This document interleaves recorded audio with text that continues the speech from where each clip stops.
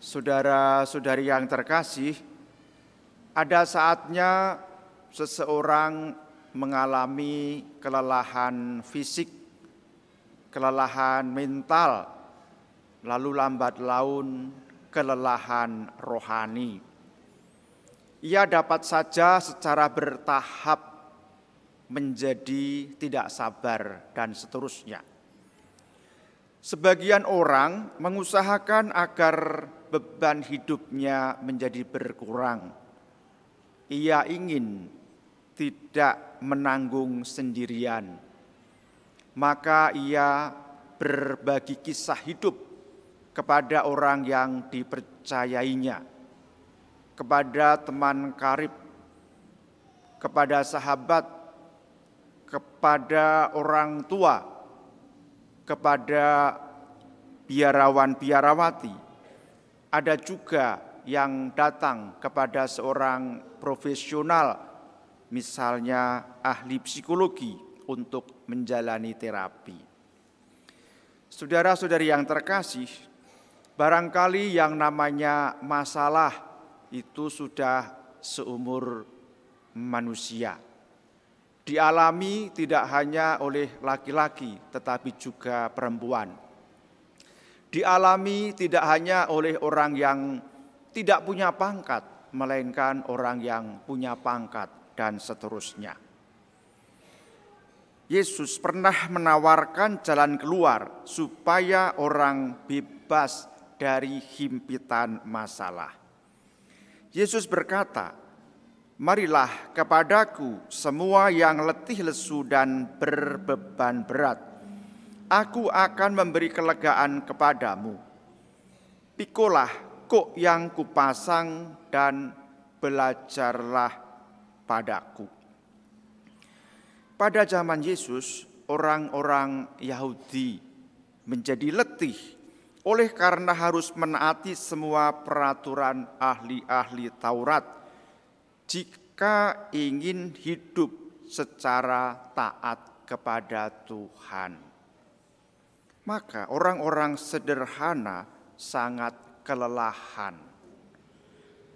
Saudara-saudari yang terkasih, melalui sabda ini Yesus memberi jaminan dan sekaligus memberi janji bahwa segala letih lesu dan beban berat manusia akan diubah menjadi kelegaan dan sukacita. Maka berhadapan dengan situasi yang tidak kita harapkan, kita hendaknya tidak berputus asa dan kehilangan harapan. Kita bangkit dari setiap keterpurukan dan bukan menghindarinya.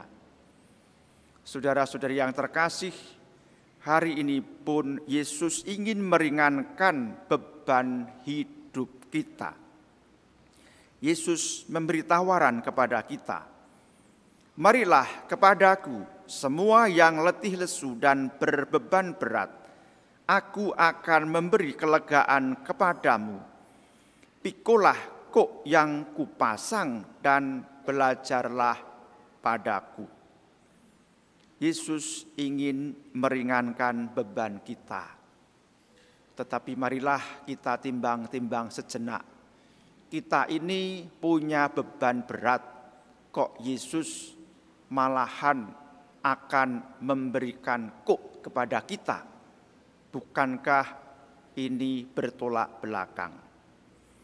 Saudara-saudari, marilah kita memahaminya setahap demi setahap. Orang yang hidup di daerah pertanian umumnya tahu kuk. Kuk itu diletakkan di leher 2 ekor sapi atau 2 ekor kerbau yang bersama-sama menarik bajak. Untuk memikul sebuah kuk dengan demikian dibutuhkan sepasang hewan, bukan hanya satu saja.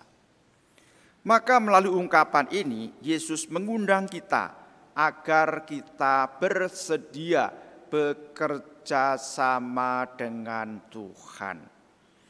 Memikul kuk bersama Kristus berarti siap menyatukan diri kita dengan Tuhan kita Yesus Kristus.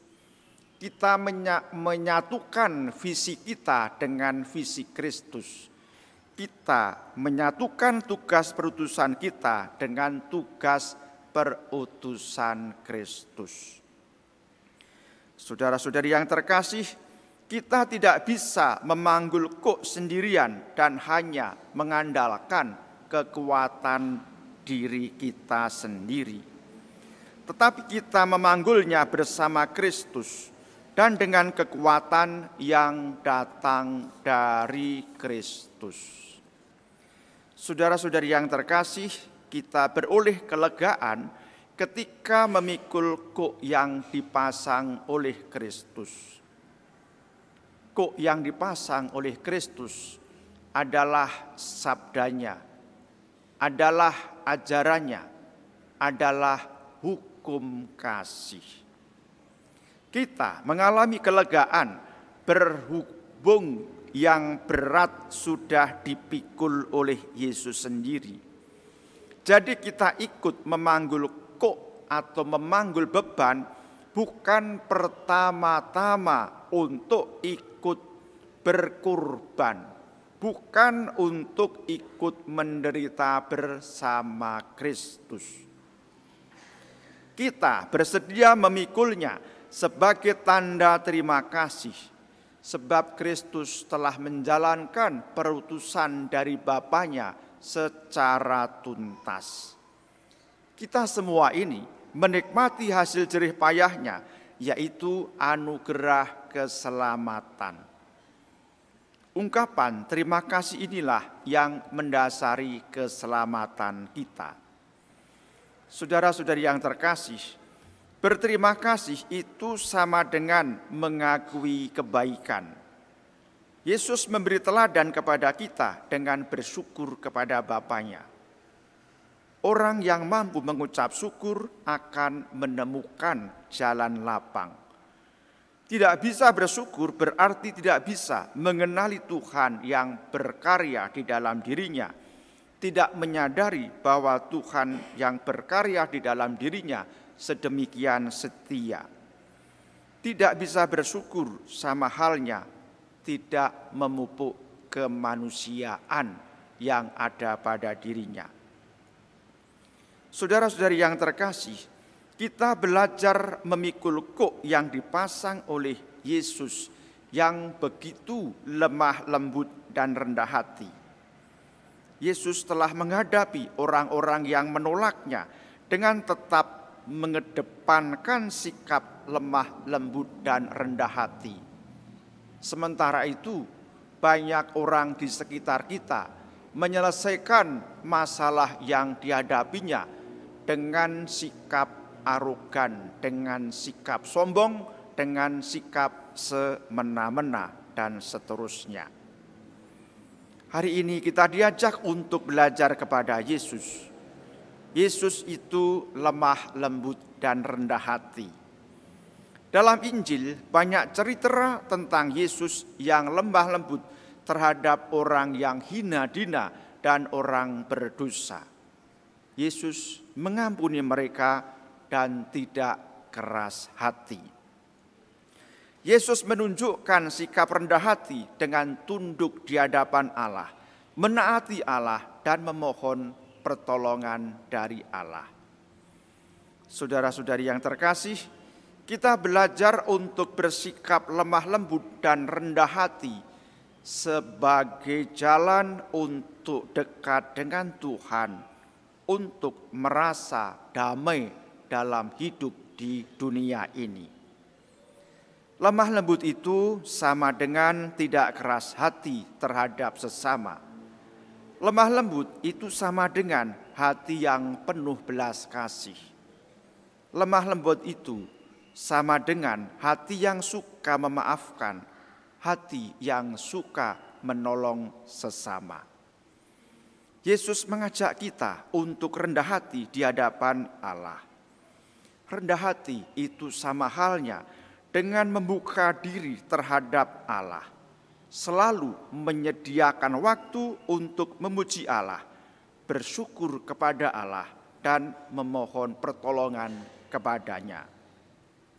Saudara-saudari yang terkasih, marilah kita menyerahkan keluh kesah kita kepada Allah, karena Ia tahu apa yang terbaik bagi kita.